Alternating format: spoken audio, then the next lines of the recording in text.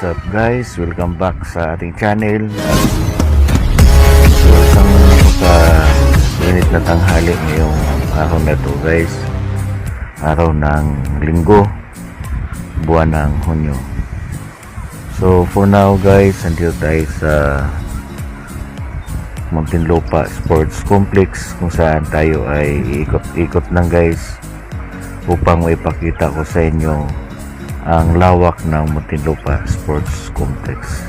Okay guys, so ang Muntinlupa Sports Complex guys ay matatagpuan lang ito sa Tunasan, Muntinlupa City. So ang Tunasan guys is the southeast part of Muntinlupa City, and the Muntinlupa also is the southeast part of the NCR.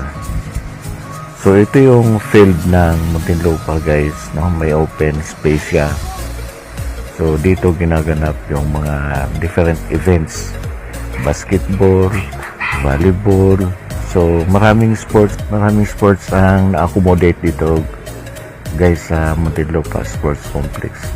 Actually nakapag-host na rin ito ng PBA, no? Philippine Basketball Associations, at saka different volleyball games kung saan mga commercial, mga endorser, yung mga team ang nandito nakapaglaro dito. So open field po ang paligid ng Muntinlupa Sports Complex. Diyan may mga nagbi-baseball, softball, no? So dito rin minsan kapag napayagan ay may mga nagbibisikleta din dito guys, paikot-ikot.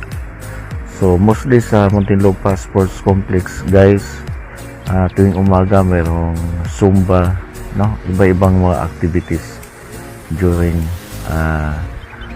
every morning dito sa Muntinlupa Sports Complex. So punta tayo doon sa bandang likod guys. So ipakita ko sa inyo ang likod ng Muntinlupa Sports Complex. So medyo hindi pa siya gaano. So kung mapapansin nyo guys, hindi pa simentado ang bandang likod ng Muntinlupa Sports Complex. No, kung makikita nyo, puro lang siya buhangin. So yan ang bagong tayo na Muntinlupa Aquatic Center.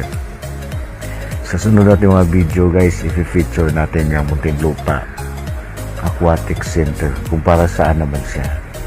So for now, dito lang muna tayo sa Muntinlupa Sports Complex. I-describe ko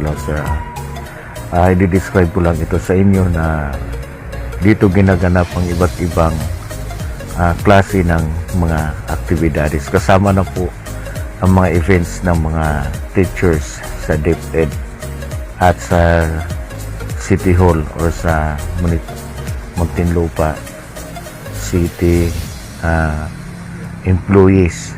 Dito nila ginaganap ang kanilang mga activity. So ito po yung lawak ng Muntinlupa Sports Complex guys. So as I said, dito tuwing umaga may mga nagsusumba dito.